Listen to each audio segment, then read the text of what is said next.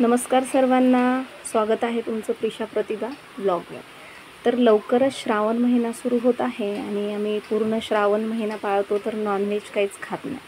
तर मग आज आषाढ पार्टी म्हणून काय, तर घरच्या घरीच मी काय केली आहे, बिर्याणी बनवली आहे। चला तर बघा मग कशा प्रकारे मी बिर्याणी बनवलेली आहे। तर मी काय केलं आहे, अर्धा किलो चिकन आणलेलं आहे, त्याला स्वच्छ धुवून मसाले दही घालून काय केलं आहे, मॅरिनेट करण्यासाठी ते ठेवलेलं आहे।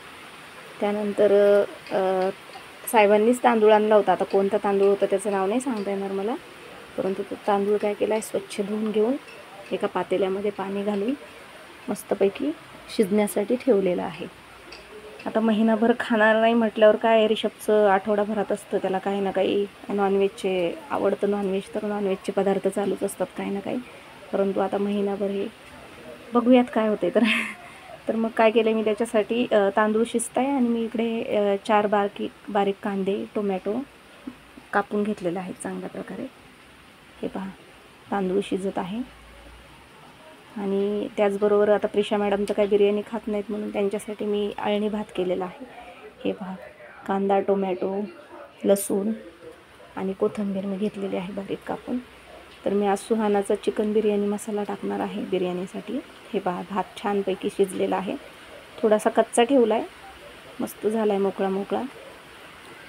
त्यानंतर मग मी काय केलं आहे, बारीक चिरलेला जो कांदा आहे तो एका पातेल्यामध्ये, तेच जे पातेल्यात मी भात शिजायला घातला होता तेच पातेलं घेतलं आहे, त्याच पातेल्यामध्ये काय केलं, थोडंसं तेल टाकून तो बारीक चिरलेला कांदा मी चांगल्यापैकी फ्राय करून घेते, म्हणजे थोडासा त्यातलाच काढून जेव्हा भाताचा लेयर टाकतो आपण हे करताना त्यावर तो तळलेला कांदा टाकून देते। हे पहा, कांदा टाकते मी फ्राय करायला। कसं बाहेरचं आणण्यापेक्षा मुलांना जे येते आपल्याला ते घरी बनवून दिलेलं कधीही बरंच। हे पहा, मस्तपैकी कांदा तळलेला आहे, त्यामध्ये थोडेसे जिरे घातलेत, कढीपत्ता आणि लसणाच्या पाकळ्या।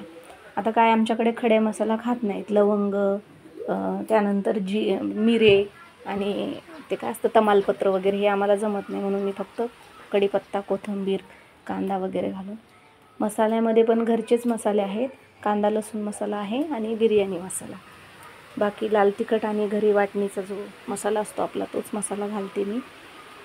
तिखट खूप कमी प्रमाणात करावं लागतं। हे पहा, मस्त कांदा टोमॅटो कढीपत्ता वगैरे फ्राय झालेला आहे, त्यामध्ये मी सगळे मसाले घातलेले आहेत आणि हे मॅरिनेट बरंच 15-20 मिनटं मॅरिनेट झालेलं चिकन मग घातले त्या सगळ्या मसाल्यांमध्ये आणि त्यालाही थोडंसं काय करते, व्यवस्थितरित्या हलवून थोडं फ्राय करून घेते, पाणी न घालताच, कारण दह्यामुळं काय होतं, दही आणि मसाल्यामुळं त्याला पाणी सुटतं आणि मग ते फोडणीत घातलं की पाण्याची गरज पडत नाही।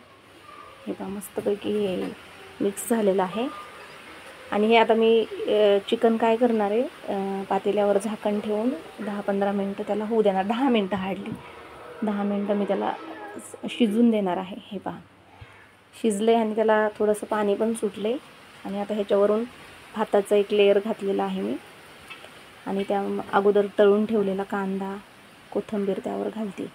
दुसरे कुठलेच मसाले नसल्यामुळे काय मी कोथिंबीर जास्त प्रमाणात घालते आणि काय होते, गरम भातामुळं आणि 2 लेयरच्या मध्ये गेल्यामुळं काय होते, कोथिंबीरचा छान वास त्या भाताला लागतो। हे पहा, अशा प्रकारे झाले। राहिलेला तांदूळ पण मी त्यात टाकून दिला, राहिलेला भात आणि त्यावर झाकून ठेवले आणि त्यानंतर त्याला कणकेने काय केले, वाफ बाहेर जाऊ नये म्हणून कणिक लावून घेतली साईडने। आता ह्याला मी आणखी 10-15 मिनटं होऊ देणार आहे, एकदम कमी स्लो गॅसवर होऊ देणार आहे। हे पहा, मस्तपैकी झाला आहे, जसं झाकण उघडलं एकदम खमंग वास आला आहे।